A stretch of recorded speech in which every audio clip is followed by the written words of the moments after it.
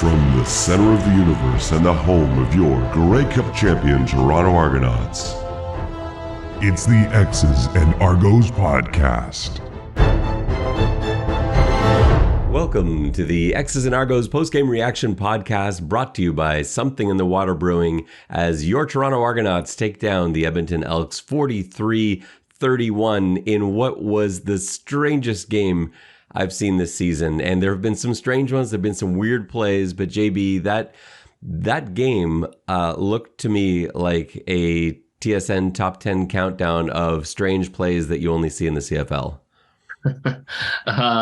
Yeah, it was definitely weird. It had kind of an exhibition game feeling to it sometimes, where like nothing really mattered. And then there were moments where it was really exciting to watch, and then there were some moments where it just seemed to never end. It was I think it was fine. I would have loved for it to have been a little bit tighter in the second half, but good for the good guys. And this post-game reaction podcast is brought to you by Something in the Water Brewing. I've got a nice one on the go here. Half Moon Pond, which is sort of a celebratory drink, I think, for me. It's an orange red ale, sort of an amberish take from Something in the Water. And this, as much as I love Half Moon Pond, and it is a fantastic beverage, in a few weeks' time, this will be replaced by Longboat, because Longboat is the Argos themed beer. It's the beer that was made for fans of the Double Blue, and that is going to be available in cans soon. But if you want some right now, go down to Something in the Water. You can ask for it on the secret tap that only X's and Argos fans know about. I keep getting DMs and tagged in pictures of people enjoying their Longboat Pale Ale from Something in the Water. Keep that up. I love that, and I do send that on to them, and they appreciate it too. So they love the fact that our listeners are drinking Longboat off the tap, and it will be available in cans soon.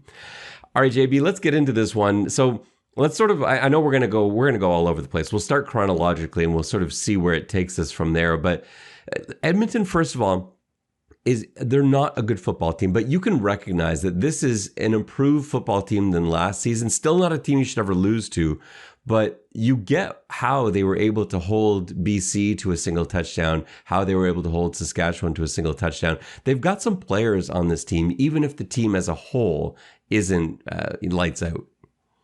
Well, we disagreed a little. I'm not sure how improved they are. They still didn't seem very good to me on offense or defense. So I'm gonna have to say no to that. I'm sure Edmonton fans might want to feel it, but to me, they and Ottawa are still, they were the worst two teams in the league last year and have yet to relinquish their belts. Well, I just had to submit my power rankings for Three Down Nation's weekly power rankings, and I will tell you, as much as the Elks are in trouble, I did not have them 8 or 9 myself. So I think there's something there. And don't you remember how bad they were last season? They were unwatchable. There's exciting plays that were made today. They got two really exciting ends in Serezna and Leonard. You've got some up and coming defensive backs who are rookies but good ones. Purifoy as a safety was an all-star. Eugene Lewis is maybe the best receiver in the game. Amazing. Yeah. He is. Like they've got pieces that are exciting, and I do like Chris Jones as a coach, although he made some strange calls today. But I don't think you can dismiss and say, well, it's just Edmonton. Argos play terribly in Edmonton historically. They won there last year, but barely, over a terrible Edmonton team. They lost to Edmonton at home the year before that. This is not a team that Toronto is problem-free against. Edmonton has given them all sorts of trouble at home, and they are a much better team than last year, despite what JB says. So 43 points, the 31 on the other side of the ball is kind of a weird number. We'll talk about that. But I think all in all, that's a nice showing from the Argos. Yeah, it was excellent. I'm not taking anything away from the Argos. I thought they went out and did what they should do, which is, be the better team and the better squad and put away a professional win, and they did that. Now we've seen Coach Bell and we've seen Robertson Daniel come out of the tunnel in clown makeup or devil makeup. I don't quite know what it was. today Lucius Purifoy came out of the tunnel with a scary clown mask on. And I wasn't sure if that was going to end up being sort of foreshadowing Edmonton's performance or Toronto's. But he had a heck of a game today. I think, some of the things that we saw from Chad Kelly today, mostly positive. I think his numbers aren't amazing. 13 of 23 for 264, a touchdown, 2 interceptions. Both of those picks were to Purifoy. Do you grade Chad Kelly's performance as an improvement from last week, a downgrade, a logical progression? I think it'll always be not so linear. I thought there were things that Chad did better this week than he did the first week, and then there were new things that weren't great. But I think that's the nature of him learning to be a quarterback. As long as the good outweighs the bad, there'll always be sort of new things that he has to fix. It won't just be, oh, here's a problem, then he fixed it, and then it never happened again. So I liked his performance more than I did last week. I thought this was a little bit more expansive. He took a few more chances. I liked his performance very much, despite there being a pick six and a few other mistakes. I thought that this was a really good CFL quarterback performance that you would take from any veteran. I was nervous at the start of the game because those first 2 plays did not look like they were ready to play football. That first play, the timing was all wrong. It was a quick pass out to Ouellette and there was no blocking. It didn't look like anyone was on the same page. And then they go deep on the next play, an overthrown corner route for Cam Phillips, who wasn't really open. And then they're punting. And then Edmonton comes down the field in a drive that was admittedly aided by a 15-yard penalty for a hit to the head on Cornelius, which I thought was kind of questionable, and a pretty big punt return from CJ Sims, he had a day today. They had great punt and kickoff return blocking, and Edmonton up 7-0. That's the worst case scenario because you don't want to give that team confidence. It was huge that Toronto was able to answer that with a touchdown drive of their own and tie it up at 7. Yeah, it was. We can talk about Sims. He was an issue all game. The kick return was an issue all game, which is something they'll have to try and tighten up. I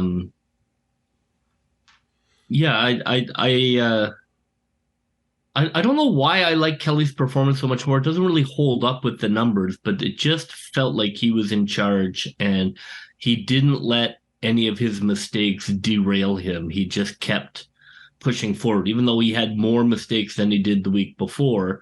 I really liked the fact that it didn't seem to rattle him at all. He had a short memory on his mistakes, right? We talk about that as being so important for DBs. It's hugely important for quarterbacks. If you carry the interception you just threw with you out there onto the field for your next possession, you're in trouble. And he didn't do that. So we talked about that opening drive being so terrible. He answered that with the second drive, and it was a beautiful touchdown drive. A nice pass to Tavares, a nice pass to Phillips. Ended up being a AJ Ouellette run, but that was the perfect answer. And it seemed like every time he threw a pick, he came back with the very next play with something else. Because I thought when he threw that pick six to Purifoy, I thought for sure, okay, here we're going to see a run play. Coach Dinwiddie's going to slow this down. He's going to hand the ball off to Ouellette and just let Chad sort of settle himself. And instead, he went right to the air. It was heavy play action, rollout, and then a pass on the run, and he hit it to Brissett for 29 yards or something like that. It was a perfect way to see okay, this guy's not going to get phased. But because and it makes sense. That's how he was in college. This is how he's always been. He'll make mistakes and then he'll come back and make highlight reel plays. The next highlight I want to talk about from Chad is what do you make of that? The play where it looked like he was caught in the end zone. Leonard was going to drag him down for a sack. He somehow escapes, gets his head up, finds Ungerer down the sideline, who's able to take it in for a touchdown. That play on its own seems like it's going to make a top 10 list somewhere at some point in the season. Yeah, those are the enjoyable things about having Kelly is he is going to make those ridiculous plays. He is really strong on his feet. He's physically strong. He's hard to bring down. He's always looking downfield. He trusts his arm probably a little too much, but he trusts his arm to get balls there. So he's good for a couple of magic plays a game. I think you're always hoping to try and reduce the times where he's a little too confident with his arm. But yeah, the exciting part of having him on the field are those plays. I mean, that's what makes the mistakes worth having, because his ceiling is so high. If one of their backup quarterbacks throws that pick, I would be more disgusted because he's not offering what Chad Kelly can offer. What the potential of what Chad Kelly can be is that's what we see on those magic plays. You had a really nice analogy last year that I may or may not have stolen for the TSN radio broadcast this evening, where you compared McLeod Bethel Thompson last season to a great, safe, reliable vehicle and Chad Kelly to a sports car. We saw that sports car today. Like, this isn't, not always going to be the right thing. Sometimes you're going to spin out and there are going to be issues and you're going to have to put on snow tires. But sometimes it's worth being able to go all out like we saw today. We got a little bit of that up and down of the sports car performance. In terms of the running attack, I thought that was a really big development for the Argonauts today, to be able to run AJ Ouellette like they did. Not only did AJ Ouellette get 3 touchdowns today, and this is a massive thing. Like, Hoagie was looking this up during our radio broadcast, because last week Chad Kelly had 3 rushing touchdowns. Today, AJ Ouellette had 3 rushing touchdowns. I think he said there's only one Argo in history who had ever had 4, and there've only been like 9 guys in Argo's history who've had 3. And to do it in back-to-back games like this, I think Robert Drummond was the only one to ever do it. But what a performance from AJ Ouellette. 18 carries, 84 yards, 3 touchdowns. And, from a team that we're not really thinking of the Argos as a run-first team, maybe we have to change our thinking now. The offense seems to be built that way. Between Ouellette and Harris, they definitely are looking to be run balanced, which I think completely makes sense. I think for sure you want Kelly's reps right now to be around 20. I think 20 to 23 is a perfect number in terms of pass attempts, at least in the first half of the season. So if that's how those numbers keep balancing out, and they're able to run as hard as they are, both of them are just hammers. It's been fantastic to watch after really last year, spending most of the year having no running game. It's been an interesting transition to watch. Yeah, well, remember that last year when we do our pregame walkthrough episode, we do our one thing. And last year, it seemed like every week you were begging for one rushing touchdown. And the Argos did not have a rushing touchdown till like the end of August. They finally had their first rushing touchdown of the year. Andrew Harris didn't have a rushing touchdown all regular season last year. And here they are 2 games in with 6 rushing touchdowns. That's something. No, and I mean, they today, now Edmonton is not good. However, still Toronto was just gashed them on the ground and for long runs, almost every carry.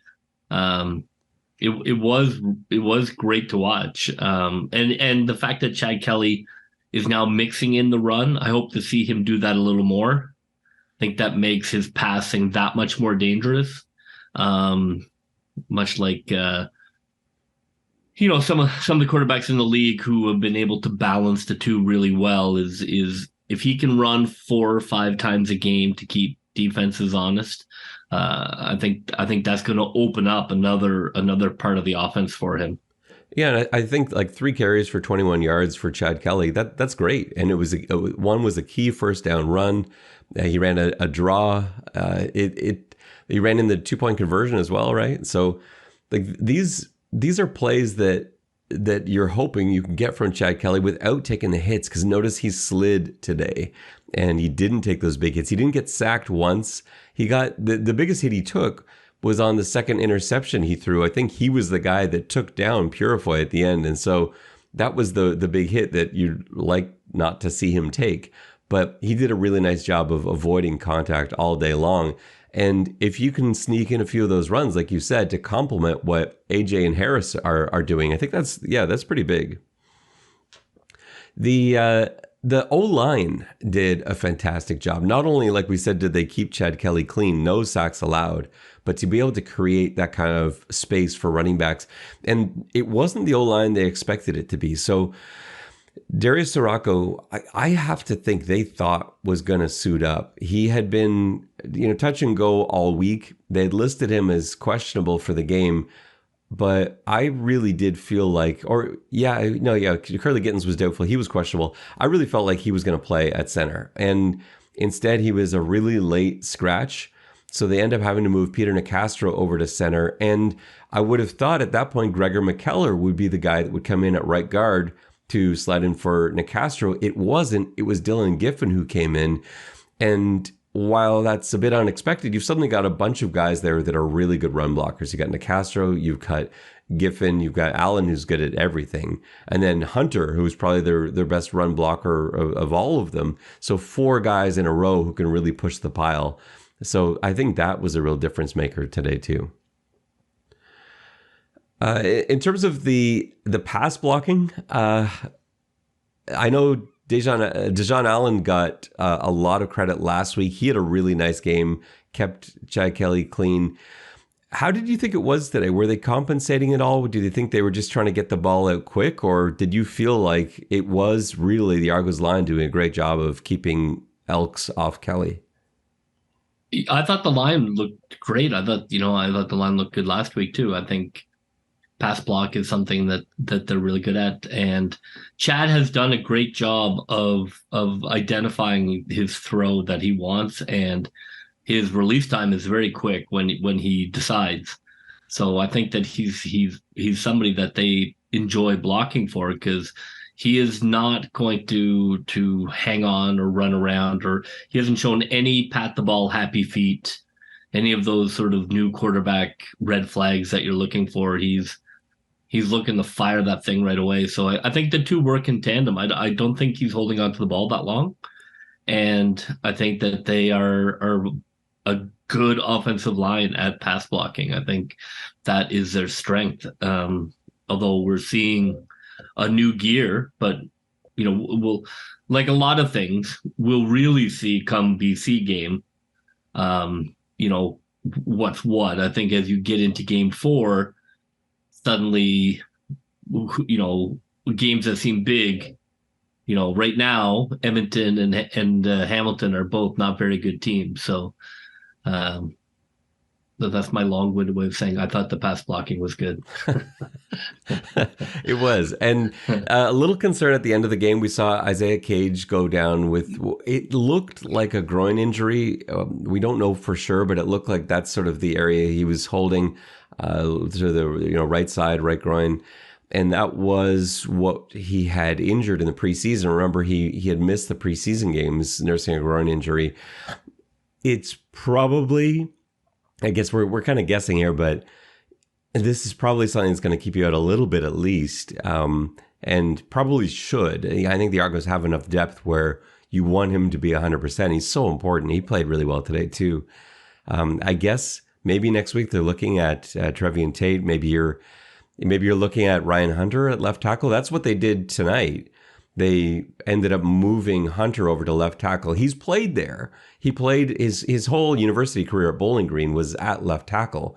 He's good at it, but as a professional, he's only been on the inside. And so it's a bit of a question. I think they have more guards than they do tackles. So if they are comfortable with Hunter playing left tackle, that makes sense to me. But we'll have to see, especially if Sirocco's back. But I think we'll have to see how Have to see how well he does in practice this week, because they did test him early. As soon as he got out there, they started trying to go outside, inside, and really work him. He responded well, but in pretty limited number of snaps. But that's the only concern I saw. Any other injuries you saw tonight? Anything you were worried about long term? No, yeah. Again, I think it's hard to tell because people end up, I didn't think Kurleigh Gitten's was an issue, and then he was. So no, I mean that's a big one for sure. Like he really is the starter, and there's a big drop off after him. So that's going to be something that's going to be a problem for sure against BC. There's just no two ways about it. So hopefully nobody else went down. McManus looked great. He had that great shot on the quarterback at the end, and he's still working his way back from an injury too. I don't expect him to look like the McManus of the beginning of the year yet, but he had a really nice burst and a really hammer hit on the quarterback at the end of the game. That was really nice to see. So I think he is working his way back to 100% as well.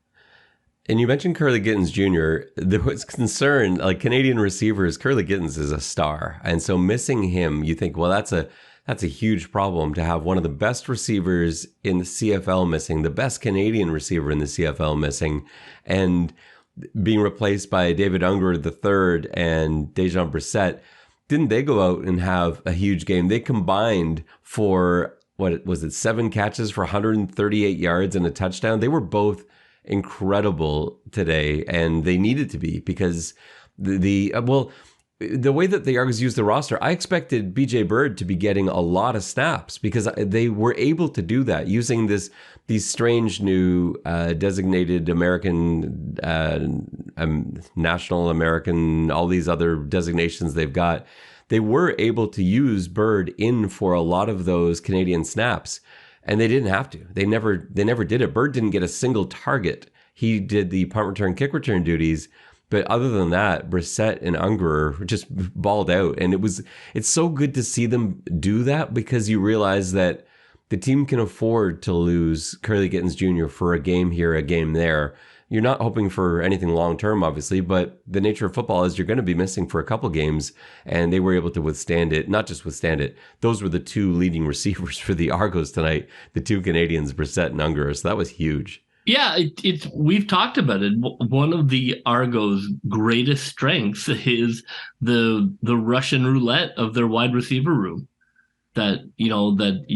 One week a guy just like, I don't know whether they decide in the room who's going to be a star each week, but every week you have a guy who comes out and is unstoppable, and so you might game plan or identify or be like, okay, we got to make sure that we take care of Coatsy this week, and then Brissett and Ungerer come out of nowhere, and then next game you load up on them and Daniels shows up, and then and it goes down the line. So they continue to show that chameleon style of offense that whoever they find is getting good looks is the one they're going to feed the whole game, which I love. I love offensively that philosophy.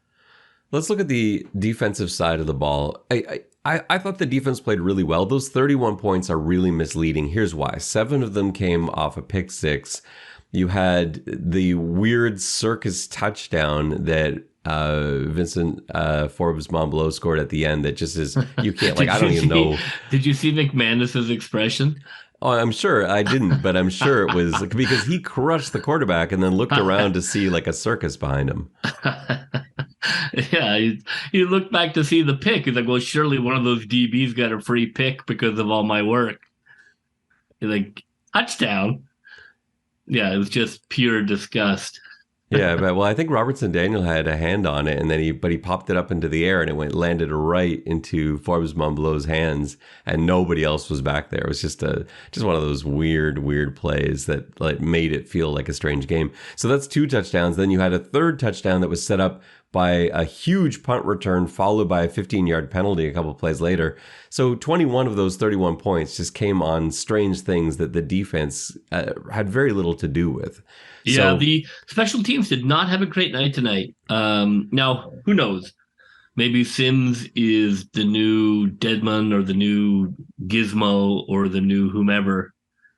And that'll all be explainable, but holy cow, punt return was a 30-yard average on return, and a kickoff return was also 30 average. You can live with a 30-yard kickoff return average. You cannot live with a 30-yard punt return average. But even 30 at kickoff is, I don't know if you would live with it. You might. I think we may have last year. You would definitely be like, okay, we should, that's a lot to give up 30 yards. But at punt, I mean, we were 11, in case, the difference is 30s, and our kickoff return was 13.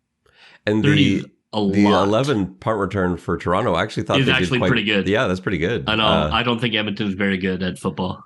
Oh, yeah, I know. But the reason I'm concerned is that 30 that you're talking about.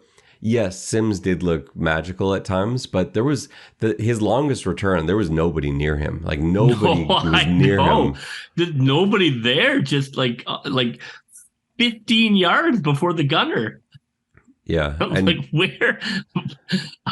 I mean, look, maybe to take a page out of Edmonton's book, maybe they need to start using that pooch kick.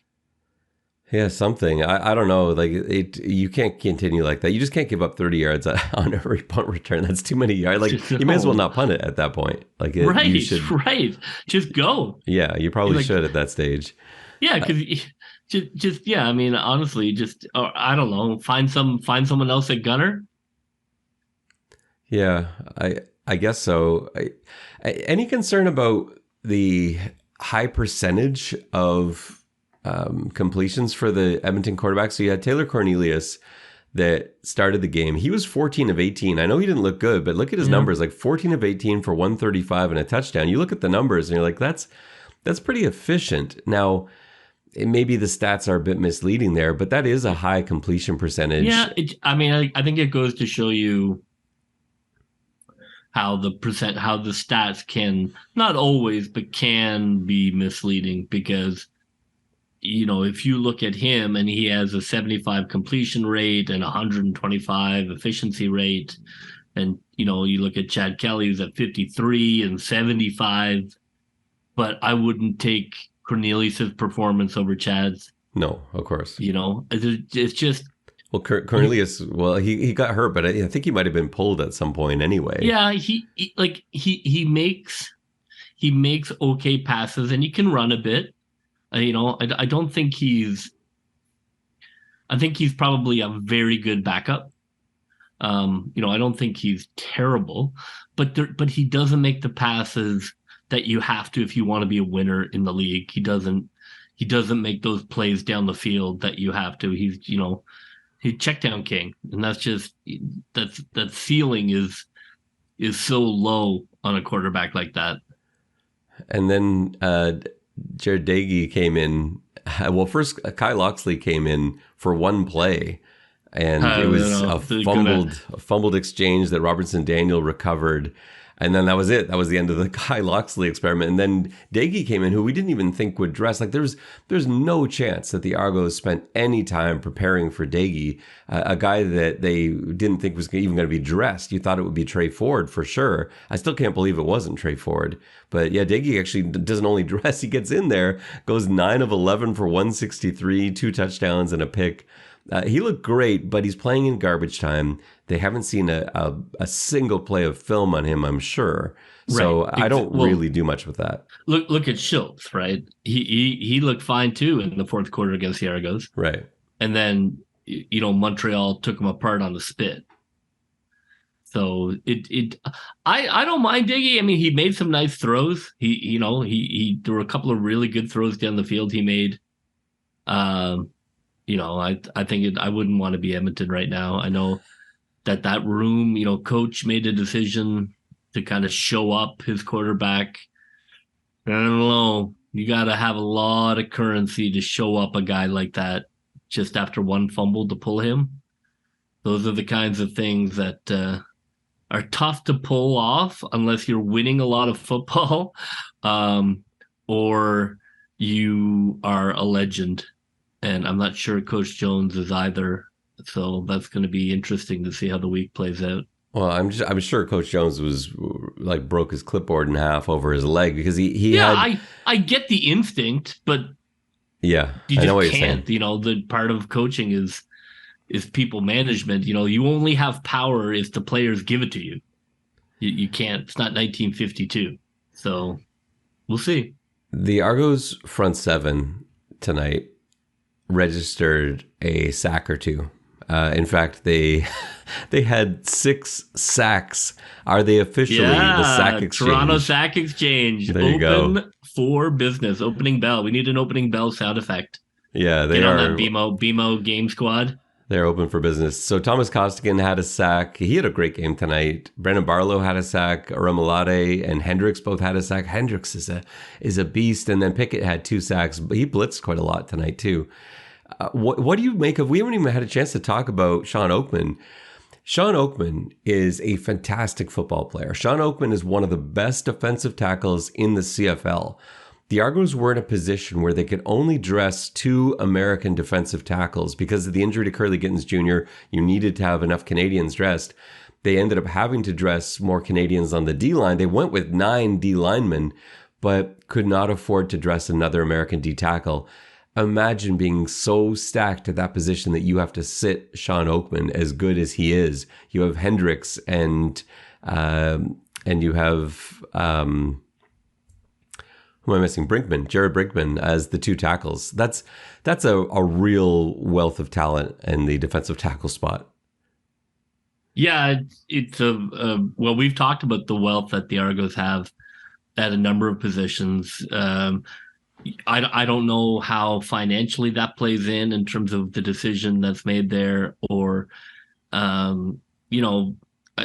don't think that it's an issue of they don't like what they're seeing. I think it's just simply somebody has to sit, and Brinkman played out of his head last week. Yeah. And so you can't sit him. And I think you want to get Hendricks reps. So just a numbers game there.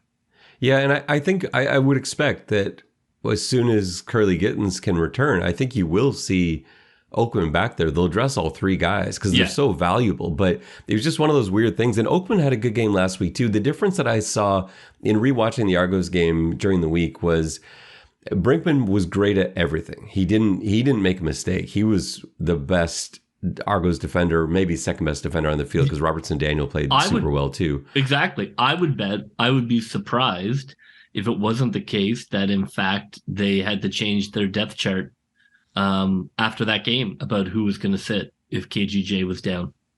Yeah. No, it would. And Hendricks, I think, might be the best D lineman on the team week to week. Like, he's so valuable and not a guy that gets talked about a lot, but he can do everything. And so between Brinkman and Hendricks, those guys, and I didn't see Brinkman used a ton tonight that way. He was creating space for people early, but they experimented. Like, you have to be happy, even though it didn't always work. But some of the creativity we saw from Coach Mace, you saw Aramolade lined up as a linebacker. We saw Aramolade lined up on the inside with Brinkman on the outside on one snap. They had Hendricks on the outside for a couple snaps. They ran a bunch of DNs out there as sort of like a NASCAR package where you go for speed from all 4 defensive line spots. They were doing some really cool creative stuff. They had halfback blitzes on at least 4 occasions, one of which resulted in a fumble, another of which resulted in a sack. You got to love that defensive creativity from Mace.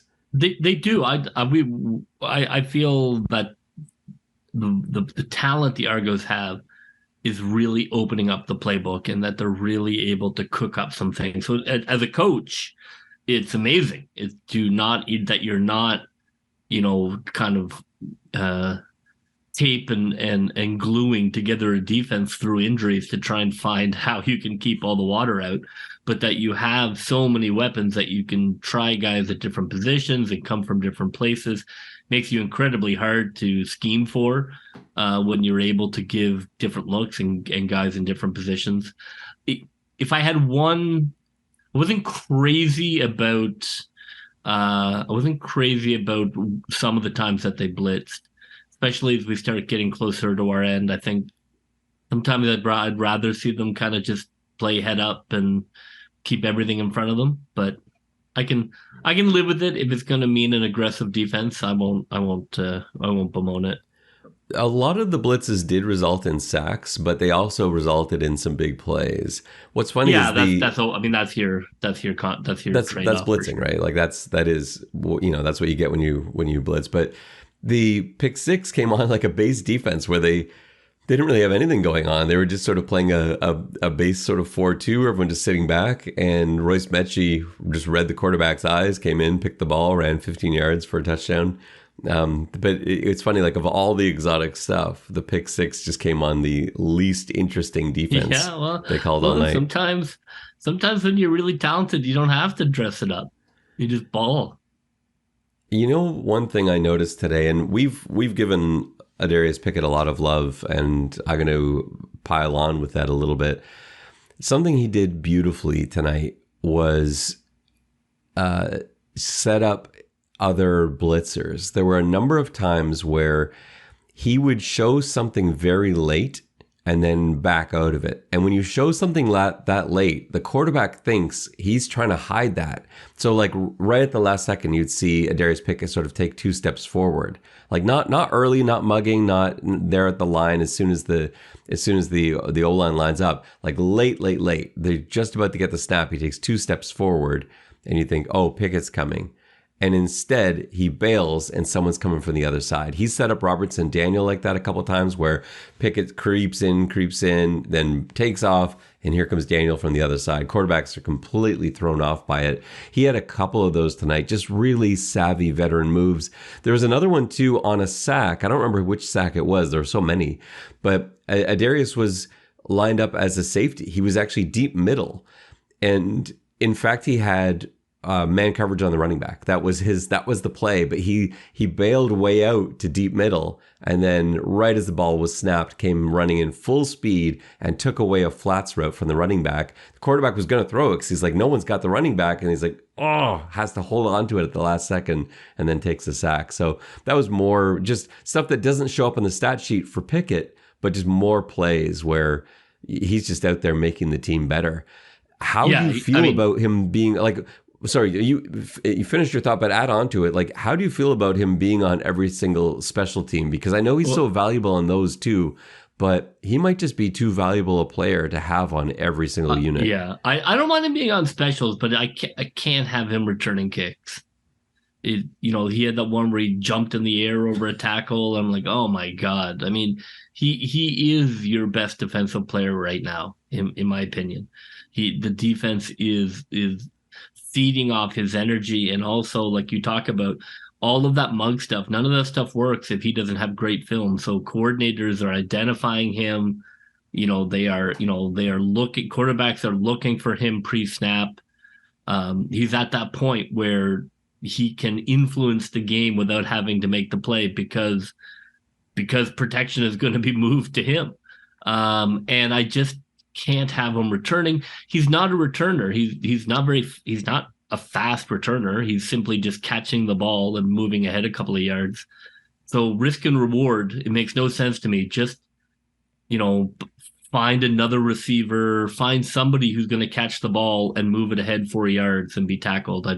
I don't think in any way we should let Pickett be taking that contact because I don't see the reward. What's the reward? He's not going to break a kick. The reward is him as a blocker. Yeah, but you got to get him away from the return. And if they're going to kick to him, then you got to get him off the team. That's the problem, right? Because he's a great lead blocker when they kick it to Bird or Leak. But the thing is, we've seen teams understand his value to the Argos and just kick it to him because now they get a free shot on one of your best players. And even with his great blocking, kick return is not, clearly it's not something we need. They won last year without it. We haven't really needed this year. I just don't think there's a weapon there that he is releasing by having a good block. So I would just have somebody else do a poor block, and we can continue with our poor average without risking our best defensive player. Jamal Peters was back for this game. He makes his 2023 debut, and he's thrown right into the fire, has to cover the best receiver in the league in Geno Lewis. Does pretty well statistically. I know he had a PI call. We can talk about that a little bit. But Geno Lewis, 5 catches for 43 yards with a long of 14. And most of that came late. I don't think he had a catch until the fourth quarter. No. And then suddenly they started piling that on a bit. He looked pretty good. He didn't look up to full form quite yet. But it was great to see him out there making plays. Yeah, fantastic. I mean, had that rip. Oh, yeah. At the goal line, right? I mean, that was so headsy. And it was right after, we talked about like the ups and downs. He made that right after making the mistake, right? He got the that's PI. a monster play. And I'm not sure, like when I watched the replay, I thought there was going to be a challenge there. To me, it looked like he was stepping inside to go after the ball, which is his right. And he and the receiver's feet got tangled up, which is not PI. So I was actually surprised that the Argos didn't challenge that PI call. I didn't think that was PI on Peters, but then he comes right back and has that goal line rip, which was freaking amazing. So yeah, it was fantastic to have him back. I am excited that Coach Dinwiddie has not yet made a poor challenge call because he's not made any. He hasn't challenged a play yet this year. He was terrible last year. He was 2 of 14 last season on challenges and the worst in the league at it. I love that he's not throwing away timeouts this way. Like maybe he's just decided I'm not going to challenge plays anymore. That's probably a wise decision. Keep your timeouts and live to unless, fight unless you really, at that point the Argos were relatively in control, so I understand that. Yeah, and I thought all in all did a really nice job. Game management today I thought was pretty good, offensively and defensively. I thought just in terms of the play calling for Coach Dinwiddie, the decision making, the only one that I questioned all game was late in the game. It was the 3rd and 2 from the Edmonton 40 with less than a minute to go. They ended up punting.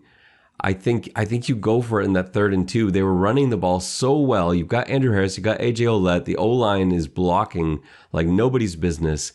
Get your 2 yards, take a knee, and get out of there.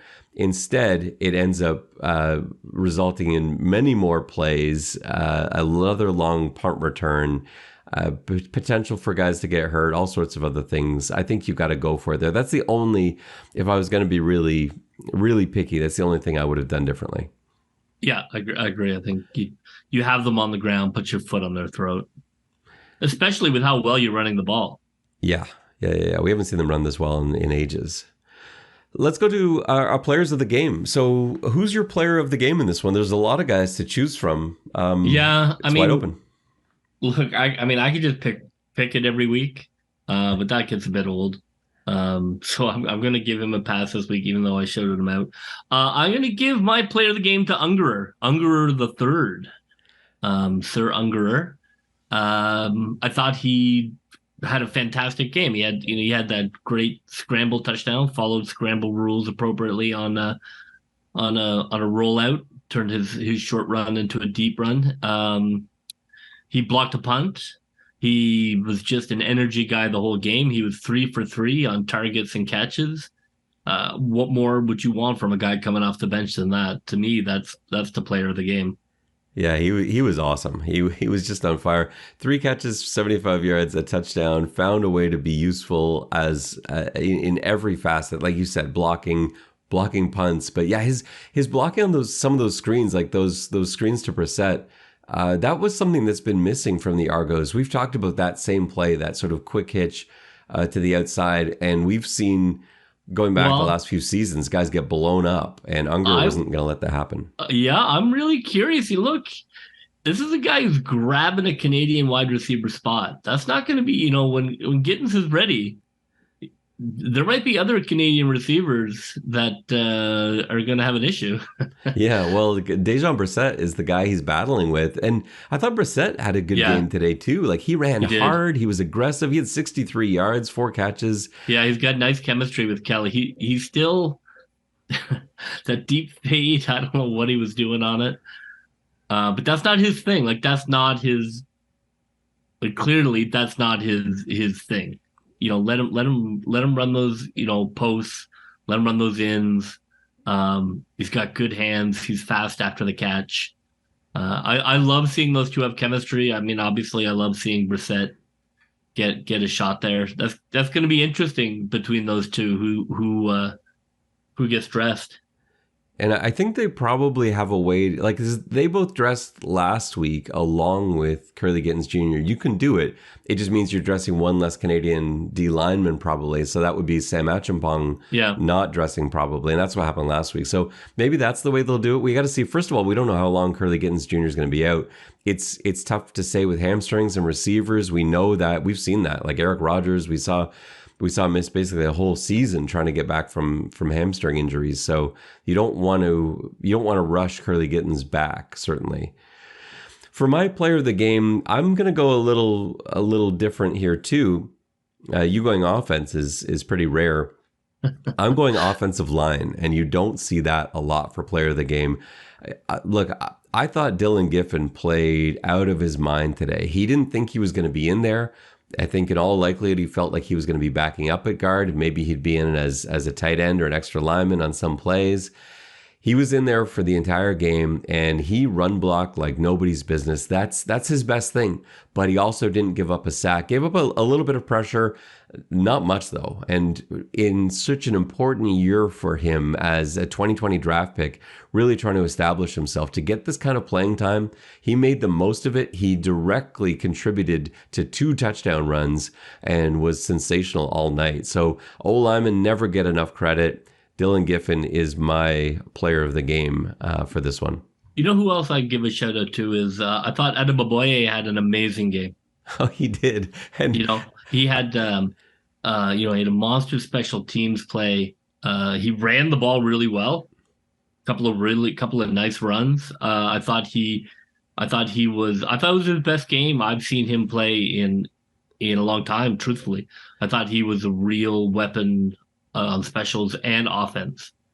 Yeah, and a couple of things on that. So first of all, yeah, he played a lot at the end, got a bunch of carries, ran extremely well, had 7 carries for 48 yards. He ran at one point, he'd run like 3 or 4 straight runs, and they were all really tough runs where he's moving piles and having to keep those legs churning. And you could see he was so slow to get up. I don't think because he was hurt, because his legs are just feeling it. And he got up, and they're calling yet another run back to Adebaboye. Finally, they took him out and put Harris in there because he was just gassed. But yeah, great work. And then, like you talked about on special teams, he flattened a couple guys. The one coverage play where he didn't even slow down. He ran over one elk without even being fazed by it, and then took out a second elk on his way down the field. He's such a special teams ace. So yeah, I'm hoping he gets recognized for that this year. He got left out last year, I think. Was it last year that he wasn't on the ballot last year and we thought he would, something like that, but he deserves to be in the conversation for in terms of special teams player of the year, because he's so good in that role and on coverage teams. So yeah, hopefully that doesn't go unnoticed. And play of the game, where are you going for play of the game? I mean, obviously, there was the flag, and then on Kelly that really changed things, but that's a bit boring to choose. I think for me, my offensive play of the game, or my play of the game, was the response the Argos had to Edmonton. They're in Edmonton, the game they should win. Edmonton comes down the field, they look good, they run the ball in, they're feeling it, they are on fire. The Argos had come out and had a terrible first drive. And, if they have a terrible second drive, again, who knows where that goes? It could be a very different game. They go down 14-0. Drove down the field, run and pass, a couple of really nice passes by Kelly, a couple of good hard runs. But to me, I got to give a shout out to Ouellette on the touchdown run, which wasn't that fancy, but it was like symbolic, or sort of was embolized everything they did on that drive, and he just smashed the ball into the end zone in a way that let Edmonton know that the champs were there. So that's my play of the game. I do think Edmonton really deflated after that drive down the field, that they had scored and they were doing well, and then Toronto just smashed them. So I'm going to take that run in for a touchdown. Yeah, that was just a business drive, right? Like, just no, this is what we do. It was beautiful. And not just to score, but to like go down the field, run pass. Whatever you do, we don't care. I thought that was massive. My play of the game is the highlight reel sports car moment. I just thought it was such a big moment in the game because you see a little bit of that Chad Kelly flash. And it was important in terms of points, in terms of getting off to a good start in that third quarter. They put up 18 points. They won that third quarter 18-0, and it was sparked by that huge play. Chad Kelly drops back. I feel like it was Isaiah Cage missed his block on Leonard, who came in and looked like he was going to pull Chad Kelly to the ground. Chad muscled his way out of that tackle, took off to the left. Most quarterbacks at that point, especially newer quarterbacks, just run, take the 5 or 6 yards. He gets his head up, looks downfield, sees Ungerer wide open on the sideline. You had a rookie corner that's trying to play the difference between a deep guy and a shallow guy. Ungerer's wide open. Kelly finds him, and it's a pretty quick 6. So to me, that was the play of the game because it was just such an emotional spark. But I agree with you, though. That opening drive is key. It's not really one play, but I know you like to think outside the box or cheat, as I would say it. So I'll let you choose a whole drive as your one play. His touchdown run. No, you kind of had the whole drive in there as your one play. Well, just a little context. All right, it's all good. Anyway, we got a lot to talk about this week. We'll be back with our pregame walkthrough midweek as the Toronto Argonauts get set to take on the first place BC Lions, first place Toronto Argonauts. It's going to be a huge one. Look at getting your tickets now because it is a holiday Monday. It's 2 first place teams. They are going to be honoring Damon Allen and Mookie Mitchell. It's going to be a great one. If it's a beautiful night down at BMO Field, there is nowhere else anyone would rather be. So make sure you check that out.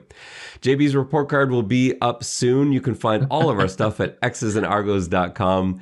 For JB, this is Ben Grant saying so long, and may all your pre-snap reads be good ones. I'll see ya.